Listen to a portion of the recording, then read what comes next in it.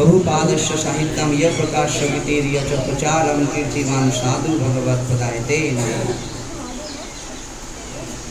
तो सर्वप्रथम मैं मेरे दीक्षा गुरुदेव नित्यलीला भविष्ठ जयंत विष्णुपाद परमहंस परिवार जो आचार्य अष्टोत्तर शत शिशिमार गोपाल कृष्ण गोस्वामी महाराज जी के चरण में शतकोटि नमन करता हूँ। तत्पश्चात मेरे परम गुरुदेव अभय चरणारविंद भक्ति वेदांत स्वामी श्री प्रभुपाद जी के चरण में शतकोटि नमन करता हूँ।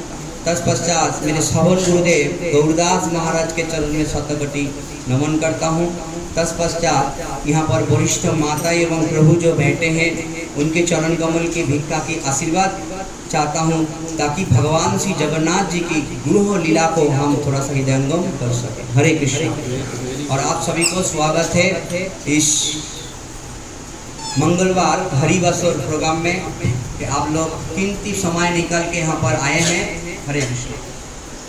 हरि बोल।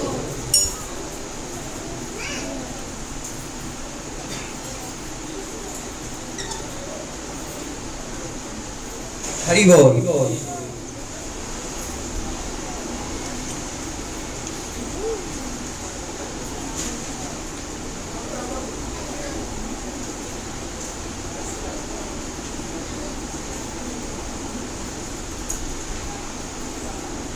हरे कृष्णा कृष्णा कृष्णा हरे हरे, हरे राम हरे राम। तो धारावाहिक हम लोग यहाँ पर जगन्नाथ जी का स्नान यात्रा हमने किया था। और स्नान यात्रा के बाद हम लोग भगवान श्री जगन्नाथ जी का बहुत लीलाएं हैं कि भगवान सत्ययुग में स्थापना कोटि कोटि साल पूर्व और अभी भी इस कलियुग में प्रभु जी को कम कर दी। तो कलियुग में अभी भी श्री जगन्नाथ जी लीला कर रहे हैं। आप सब जानते हैं चारों धामों में मुख्य धाम है जो श्री जगन्नाथपुरी धाम। सत्ययुग का धाम है बद्रीनाथ, त्रेता युग का धाम है रामेश्वर, दापर युग का धाम है द्वारका और कलियुग का धाम है जगन्नाथपुरी। चारों धामों में से जो कलियुग का धाम है ये जगन्नाथपुरी। तीनों धाम अगर कोई यात्रा किया है लेकिन जगन्नाथपुरी यात्रा नहीं किया तो वो धाम को पूर्ण नहीं माना गया। किसी ने जगन्नाथपुरी यात्रा किया और बाकी धाम यात्रा नहीं किया लेकिन उसको पूर्ण माना जाएगा। ये शास्त्रों का विधान है। तो कितना सुंदर देखिए कि हम लोग सभी कई लोग काफ़ी जगन्नाथ जी का दर्शन करके आया है ना। और अगले हफ्ते कौन कौन था? अगले हफ्ते यहाँ पर कौन कौन था? सभी लोग का अगले हफ्ते क्या लीला हुआ था यहाँ पर? कौन बताएगा? बताइए बाहर से। क्या अगला मंगलवार को क्या लीला का वर्णन हुआ था? बताइए, कोई नया लोग बताइए। भक्त लोग कोई नहीं बताइएगा, नया लोग बताइए। हाँ हाँ, माई वरुण माता जी एकदम परफेक्ट बोला है। ठीक है, कर्मा भाई का यानी आप लोग है थोड़ा सोच रहे हैं। सोचना चाहिए। जब तक हम भगवान की इस लीला को स्मरण नहीं करेंगे तब तक हमारा याद नहीं होगा। और यही जीव का जो चिंतन करने का जो काम है भगवान की लीलाओं का, आप बोलेंगे फिर काम धंधा का तो चिंता तो होगा ही। अब बिना ना किए हुए आपको ऑटोमेटिक आ जाएंगे, लेकिन उस चिंता के द्वारा आपको क्या होगा? शरीर में आपको दुर्बलता प्राप्ति होगा। और लेकिन भगवान की लीला कथा का चिंतन करेगा आपको ऊर्जा मिलेगा। यही अंतर है। इसीलिए जो भक्त इतना कम सोते हैं उसको ऊर्जा इतना मिल जाते हैं, और जो दिन भर सोने के बावजूद भी उसका मुंह क्या हो जाते हैं, दिन भर थक जाते हैं, ऊर्जा नहीं मिलता। क्योंकि रेस्ट का सबसे बड़ा मेन है इंद्रियों जो है, इंद्रियों से हम जब भी काम करना बंद कर देते हैं तभी हमको रेस्ट मिलते हैं। जब तक हम इंद्रियों से काम करते हैं कोई भी, तो क्या होता है, हमारा शरीर को उत्तेजित होता है, रेस्ट नहीं मिलता है। तो इसीलिए आप सो गए हो, सब इंद्रियों काम करना, हाथ पैर आँख काम करना बंद कर दिया, खाना पीना सब बंद कर दिया, सो रहे हैं, लेकिन एक दो इंद्रियों काम आपका कर रहे हैं। तो कौन कौन है? दो इंद्रियों काम आपका कर रहे हैं, वो कभी बंद नहीं होगा। एक है कर्ण और एक है मन, वो आपका काम करता चला जाएगा। तो जब तक आपका रेस्ट नहीं लेते हैं तब तक आपको शरीर का ऊर्जा नहीं मिलेगा। आप देख लीजिएगा, मन अगर किसी का शांतिमय है तो उसको कोई शरीर में कोई तकलीफ नहीं आएगा। अभी आप देख लीजिएगा, ज़्यादा करके लोगों को डायबिटीज़ क्यों होता है जानते हैं आप? हाँ, चिंता से आते हैं। डॉक्टर ने कहते चिंता से आते हैं। और डायबिटीज़ आने के बाद क्या होता है पता है आपको? डायबिटीज़ जब भी आ जाता है, पूरा सारे रोगों का राजा वो है और सबको आमंत्रित दे रहा है, भाई हम आ गए, आप अभी आप आ जाओ, आप आ जाओ, आप आ जाओ। और सबको बुला लेते हैं। और सबको जैसे ही बुला लेंगे, सब रोग जब भी आएगा, सब रोगों को जब भी दवाई आप लेने को जाएंगे, वो बोलेगा टेंशन मत लो, दवाई का कुछ काम नहीं करने देंगे, हम बैठे हैं, आप लोग मजा करो। जितना भी रोग है वो सब आ जाएंगे। तो डायबिटीज़ आते हैं चिंता से। तो इसीलिए चिंता से मुक्त होने के लिए रास्ता दूसरा कुछ नहीं है। जब तक हम चिंतामणि, भगवान चिंतामणि नाम, चिंतामणि का नाम जब तक हम नहीं लेंगे और चिंतामणि का जब तक चिंतन नहीं करेंगे तब तक हम शांति लाभ नहीं कर सकते। तब तक इसीलिए कहते हैं चिता से भी खतरनाक है चिंता। चिता आपको एक बार जला देगा, लेकिन चिंता आपको हर समय जलाएंगे। चिंता ऐसा वस्तु है। और आप बोलेंगे मैं चिंता नहीं करते, नहीं। आप देखिए, आपका तबीयत बिगड़ा हुआ है, डॉक्टर बोलेगा अरे अब चिंता मत करो, आप तो 2 मिनट में ठीक हो जाएगा। तो आप क्या, आप ऐसा सोचेगा ठीक हो जाएगा? नहीं, वो तो बोला है अरे आप चिंता मत करो, आपका तो सब ठीक हो जाएगा। वो तो जो बोलने वाला है बोल के जाएंगे, लेकिन आपका अंदर का काम आपका चालू रहेगा। लेकिन अगर भक्ति में रहेगा तो आपको वो चिंता आपको व्यापेगा नहीं। तो इसीलिए हम लोग भगवान की इस कलियुग में, हर कलियुग में हम लोग भगवान की, और भगवान लीला किस लिए करते हैं? भगवान लीला इसीलिए करते हैं ताकि जीव इस लीला को देख के मेरे और आकर्षित हो जाए। जब तक जीव भगवान के प्रति आकर्षित नहीं होते हैं तब तक जीव का उद्धार नहीं है। भगवान के शरण में जब तक नहीं जाएंगे जीव का उद्धार होना नामुमकिन है, उद्धार नहीं होगा। उद्धार का बात छोड़ दीजिए, आप इस जगत में जो बच के जो अभी जो काम धंधा जो संसार जो चला रहे हैं, इसमें भी शांति में कोई कर नहीं सकते हैं। अगर भगवान के शरण में होगा तो जितना भी विपत्ति, जितना भी अशांति जो भी आएंगे, भगवान उसको निपटने का क्षमता और शक्ति आपको प्रदान करेगा ताकि आप उससे लड़ सकें। आपको कोई घायल नहीं कर सकते हैं। तो इसीलिए धारावाहिक में हम लोग अगला हफ्ते में सुंदर चर्चा किया था। और तो और भगवान की जो इस कलियुग में जो ये जो विग्रह है, जो सत्ययुग में नर नारायण ऋषि थे, आप जानते हैं, त्रेता में जो राम थे और दापोर में जो भगवान कृष्ण थे, और इस कलियुग में वही जगन्नाथ जी साक्षात वही है दारू बम्बा के रूप में। लेकिन एक बात ध्यान में रखिएगा, भगवान का अनंत कोटि अवतारे अवतारो ही असंख्य हो। भगवान की अवतार की गिनना नहीं होते हैं, लेकिन इनमें से जो मुख्य जो है, जिसमें से अवतार की सार है, जो 5 जो अवतार मुख्य होते हैं, एक को कहते हैं परा अवतार।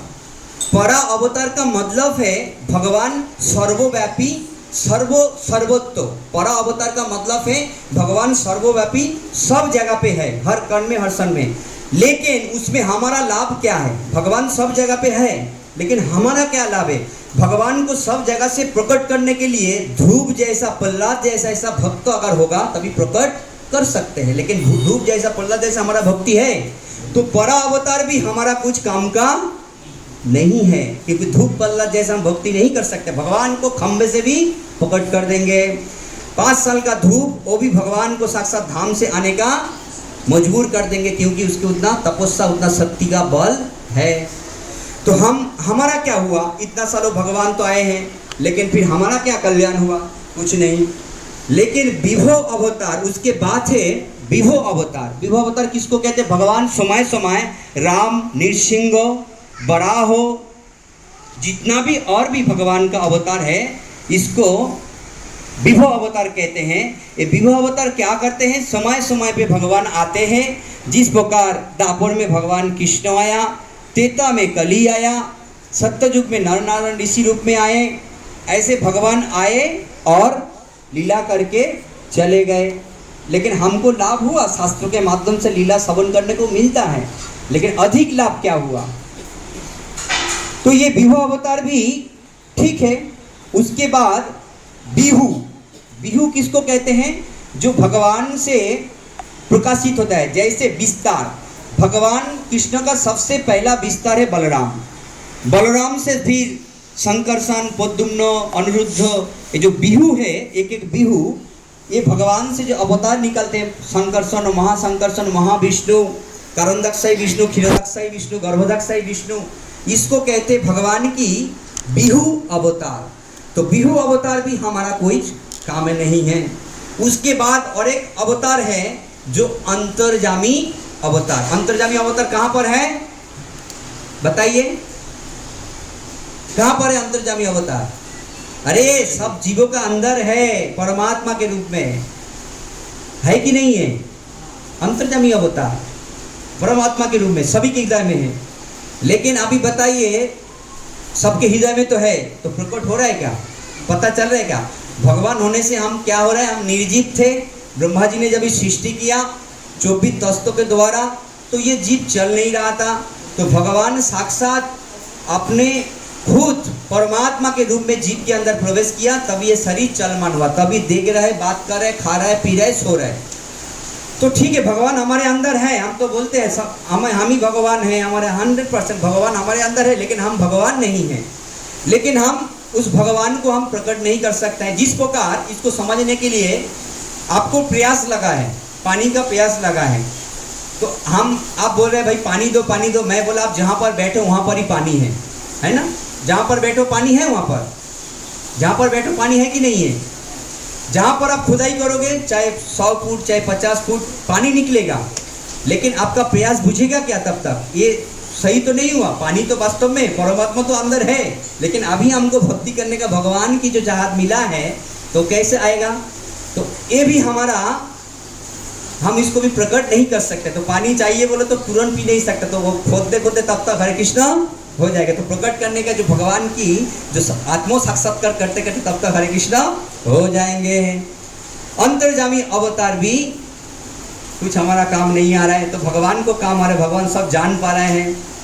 लेकिन उनमें से एक अवतार जो है, जिसको कहते हैं अर्चा अवतार, इस अर्चा अवतार के रूप में भगवान हमारे साथ, इस अर्चा अवतार के रूप में भगवान हमारे ऊपर कृपा कर रहे हैं।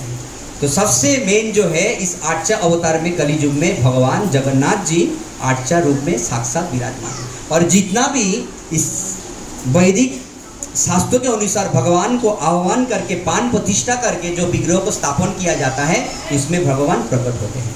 अभी ये अर्चा अवतार, भगवान अर्चा अवतार के रूप में इतना दयालु है कि भगवान जिस जिस भक्तों ने घर में रखा है, भगवान आप ये मत सोचिए कि जगन्नाथपुरी में जो जगन्नाथ है वो आपके घर में जो है अलग है, ऐसा नहीं, वही है।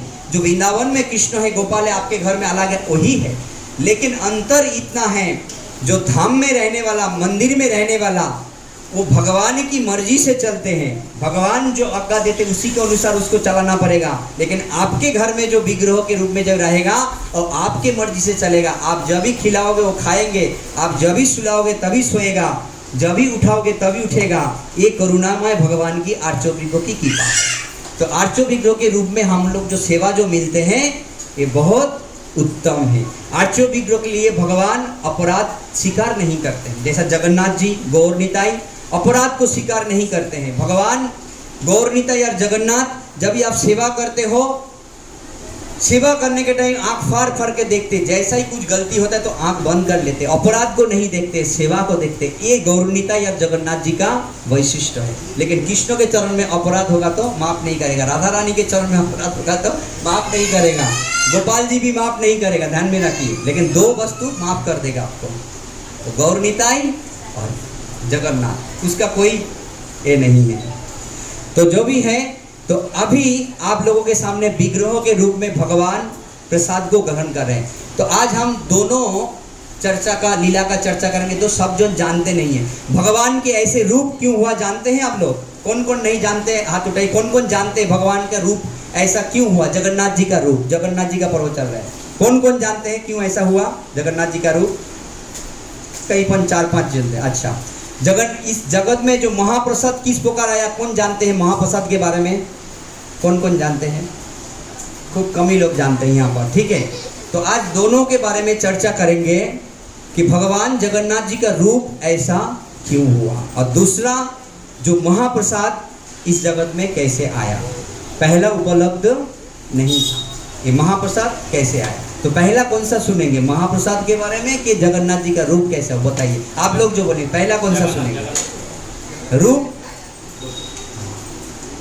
तो आप लोग जानते हैं भगवान कृष्ण जो है वृंदावन लीला, मथुरा लीला करने के बाद कहाँ पर आए? द्वारिका। द्वारिका जो आए भगवान का 16,100 पाटरानियाँ हैं। भगवान की बहुत सेवक सब समय सेवा करते हैं। भगवान की मुंह से बोलने का भी जरूरत नहीं पड़ता, इस प्रकार सेवा होते हैं। हमको कुछ जरूरत पड़ता है मुंह से बोलना पड़ता है, लेकिन भगवान को कुछ बोलने का जरूरत नहीं पड़ता, ऐसा पाटरानी थे, सेवा करते थे। तो सेवा करते करते एक दिन क्या हुआ, भगवान रात को शयन किया है और सोते सोते बाजू कक्ष में रुक्मणी देवी थे। भगवान सोते सोते क्या कर रहे हैं? हा राधा, हा राधा। तो कहाँ से राधा राधा आवाज आया? रुक्मणी जी का नींद खुल गया। रुक्मणी जी का नींद खुलने के बाद आया, देखा भगवान साक्षात द्वारिकाधीश के आंख से आंसू आ रहे हैं और राधा नाम उच्चारण कर रहे हैं। तो जैसे इस परिस्थिति में देखा तो बहुत दुख हुआ। तो सुबह जाके पहला सत्यभामा है जो 8 मेन पर पाटरानी जो है, सत्यभामा है, कालिंदी है और भी अनेक अनेक जो है पाटरानियों जो है, श्रीदेवी जो और जो सब जो है चंपकलता और भी जो सब 8 जो पाटरानियाँ जो है, चंपकलता इसमें नहीं आएगा, वो अष्टसखी में आएगा।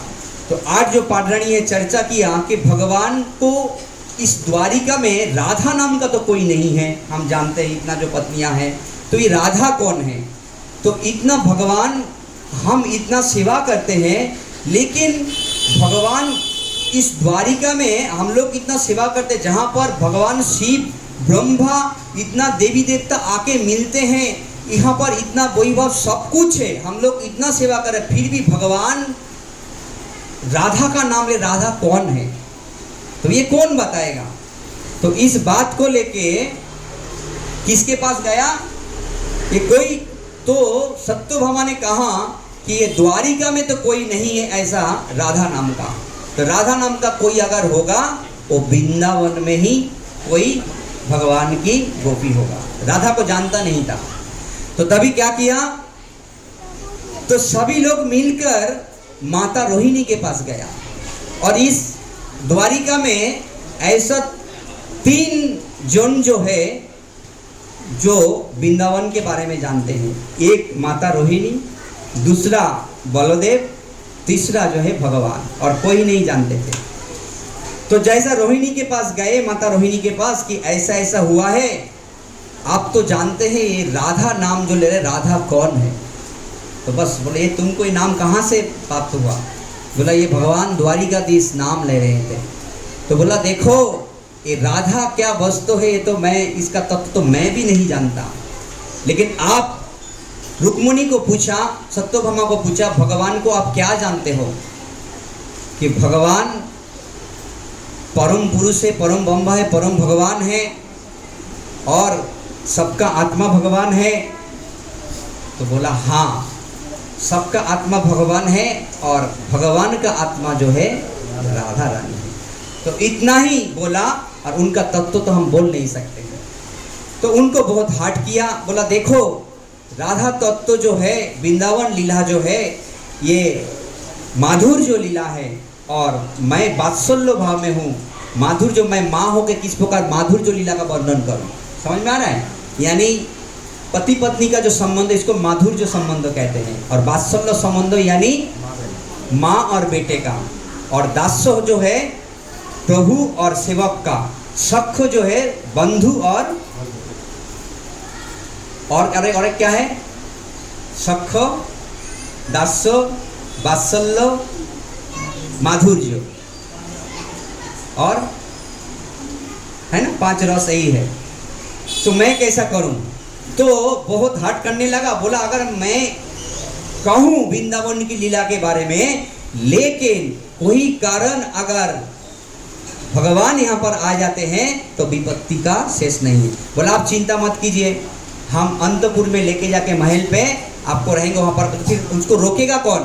बोला अगर भगवान को अगर द्वार में रुकाना है तो उसको भगवान को कौन रुकाएगा? कोई नहीं रुका सकते हैं। एक तो क्या है, कोई सैनिक नहीं रुका सकते, भगवान को कौन रुकाएगा? सैनिक नहीं रुका सकते हैं। कोई पाडरानियाँ भी भगवान को रुका नहीं सकते, द्वार में के वहाँ पर मत जाओ, कोई नहीं रुका सकते हैं। तो कौन रुका सकते हैं? तो एक ही जन रुका सकते हैं। तो सब रानी ने चर्चा किया, अगर भगवान किसी के बात में अगर रुकेगा वो है हमारा ननद सुभद्रा। तो चलो सुभद्रा के पास चलो। तो सुभद्रा के पास गया कि ऐसा ऐसा बात है, हमारा एक काम करना पड़ेगा। क्या काम है? बोला आपको द्वारपाल बनना है और किसी को अंदर नहीं आने देना है। बोला भैया को तो अंदर आने देना, बोले उसी को ही तो लिए आपको खड़ा किया, नहीं तो दूसरा किसी को खड़ा कर दे, उसी को नहीं आने देना। तो भगवान सुधर्म सभा में चले गए और अंतपुर में जाके रोहिणी माता 16,108 पाडरानियों को लेके भगवान की नंद आत्मजाए जो भगवान की जो जन्म लीला से माता रुक्मणी कहने लगा। तो जन्म लीला हम उतना तो नहीं कहेंगे, माता जिस प्रकार एक एक करके जन्म लीला सब भगवान की वृंदावन गोकुल लीला सब कहने लगे। और यहाँ पर सुधर्म सभा में भगवान गए थे। जिस प्रकार शायद एक जगह पे पड़ा है, चिट्ठी को बोलने की जरूरत नहीं पड़ती, चिट्ठी के पास इतना घ्राण शक्ति होता है, उस हानि को उस शहद को सूंघ के वहाँ पर पहुँच जाते हैं। और किसी बिल में अगर सांप छुपा है तो उसको नागिन जो अपना क्या कहते हैं वो बीन कहते हैं ना, बीन बजाने से वो ऑटोमेटिक आ जाता है। उसी प्रकार भगवान की लीला कहना शुरू किया, भगवान को प्रेम वहाँ से ही चालू होने लगा। बलदेव और भगवान कह रहे कहाँ पर मेरे लीला का कथा हो रहा है। तो तुरंत वहाँ पर आहिस्ता आहिस्ता सुधर्म लीला से निकला घोड़ा भी पूरा कहाँ पर महल के ओर लेके आया। महल के ओर लेके आया, महल में जाके देखा रही तो हमारे ही घर में यहाँ पर कौन लीला कर रहे। तो जाके खड़ा कौन देखा है कि सुभद्रा खड़ा है। जैसे बोला अंदर क्या हो रहा है? बोला पता नहीं ऐसा ऐसा सब हो रहा है। बोला अंदर जाने, बोला अंदर आपको तो नहीं जाने दे सकता है, आपके लिए ही तो खड़ा किया है। बोला क्यों नहीं? तो आज्ञा है रानियों का, आपको नहीं जा सकता है। तो सुबह सुनना पड़ेगा। तो बोला हम सुन तो सकते हैं। तो तभी ऐसा रासलीला का जब भी वर्णन करे, भगवान जैसा ही कान लगा के सुनने लगा और सुनते सुनते सुभद्रा भी सब भूल गए। सुभद्रा भी थोड़ा सा जो दर का जो गेट था ऐसा देख के सुनने लगा, बलराम भी सुनने लगा, भगवान भी सुनने लगा। सुनते सुनते सुनते सुनते प्रेम में विभोर होके भगवान की आंखें इतना बड़े बड़े हो गया, हाथ आहिस्ता आहिस्ता सिकुड़ के पूरा अंदर आने लगा, पैर अंदर आने लगा। भगवान प्रेम में पूरा आंसू में विभोर हो गए और होते होते पूरा शरीर सिगर गए। सिगर के पूरा जो जगन्नाथ जी का जो रूप है वैसा रूप हो गया। और उसी समय नारद मुनि जो है भगवान की मन की अवतार है, और उसी समय नारद मुनि आ गए और भगवान की पूरा रूप को देखने लगे।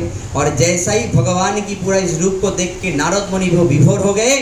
और विभोर होने के बाद आहिस्ता आहिस्ता जब यहाँ पर लीला बंद हुआ, भगवान आहिस्ता आहिस्ता फिर वो जो रूप था भगवान की जो प्रेम जो रूप था राधा रानी के विरहों में, जो ब्रजवासी के विरह में जो रूप हो गया था वही रूप जो है जगन्नाथ जी। और जब ही नारद मुनि आया, आने के बाद अरे नारद जी आप सही समय पे आते हो, आज मैं बहुत प्रसन्न हूँ। बहुत दिन के बाद मैं वृंदावन की लीला को स्मरण किया और आज श्रवण किया, आज प्रेम में गदगद है, आप वर मांगाइए, आपको क्या चाहिए। तो नारद मुनि ने बोला मुझे ऐसा रूप मैंने कभी नहीं देखा, मुझे यही रूप आपको इस धरती में प्रकट चाहिए। बोला ठीक है। तो उन्होंने बोला मेरे राजा इंद्रद्युम्न भी बहुत पहले से उनका भी इच्छा कि मैं प्रकट हूँ, तो ठीक है मैं कलियुग में प्रकट होगा। लेकिन भगवान का तो ये जो विग्रह है सत्ययुग में प्रकट किया गया है, लेकिन कलियुग को मैं सबको ये दर्शन दूंगा। और ये जो रूप है अपूर्ण नहीं है, ये रूप जो है पूर्ण रूप है। और ये रूप फिर बाद में जगन्नाथ जी किस प्रकार दारू ब्रह्म में प्रकट हुआ, ये लीला एक दिन बाद में हम कहेंगे। किस प्रकार दारू ब्रह्म के रूप में प्रकट हुआ वही रूप, इसका भी बहुत विस्तार है, तो आज शायद वो लीला नहीं कह सकते। तो ये लीला आप सुनेंगे तो आपको पता चल जाएगा कि जगन्नाथ जी का रूप क्यों ऐसा है। तो एक तो हो गया, पहले से ये भगवान का रूप तय हो चुका था, ये पूर्ण रूप है जगन्नाथ रूप। और भगवान जगन्नाथ जी का आंख किस प्रकार आप जानते हैं, लाल। लाल क्यों लाल हो गए? आप जब भी देखेंगे, जब भी कोई रोएगा, किसी के लिए जब भी कोई रोएगा, चाहे दुख के कारण बोलिए, कोई आनंद के बारे में, तो उसका आंख क्या हो जाता है, लाल हो जाता है। लेकिन भगवान की प्रेम के कारण पूरा आंख चारों ओर लाल। और दूसरी एक बात है, करुणा, जब भी करुणा आते हैं, भगवान ने इस कलिजुग के जीव के प्रति करुणा जब भी किसी के प्रति आते हैं, तभी आंख लाल हो जाते हैं। तो इसी प्रकार अब ये जो रूप जो किस प्रकार जगन्नाथ जी विराजमान होगा, ये लीला बहुत विस्तार में है। ये लीला आज नहीं होगा, दूसरा मंगलवार को ये लीला होगा। तो हमने आज इतना तक श्रवण किया, ये रूप क्यों हुआ जगन्नाथ जी का, ये अपने आप ने श्रवण किया, सबको पता चला, मालूम पड़ा। किसको किसको मालूम पड़ा? सबको मालूम पड़ा थोड़ा थोड़ा क्यों ये रूप है। कि अभी जगन्नाथ जी का जो प्रसाद, जो महाप्रसाद आप सब जानते हैं, और अन्नप्राशन होने से क्या करते हैं, पहला क्या मुंह में देते हैं, देते हैं क्या नहीं देते? अभी भी देते हैं, आप लोगों को सब देते हैं। क्यों देते हैं, क्या है ये? हाँ, भगवान की ये प्रसाद अलग है और महाप्रसाद अलग है। ये जो महाप्रसाद जो है, ये किस प्रकार इस जगत में प्रकट हुआ, अभी इसका कथा हम थोड़ा सा कहेंगे। एक बार ये लीला दोनों जगह वर्णन है। एक चैतन्य मंगल में लोचनदास ठाकुर भी इस महाप्रसाद का कथा लिखा है, और दूसरा स्कंद पुराण में भी इस कथा का वर्णन है, महाप्रसाद का। दोनों मिला के थोड़ा सा हम कहेंगे। एक बार नारद मुनि वैकुंठ में तो जाते ही है हर समय, जाने से नारायण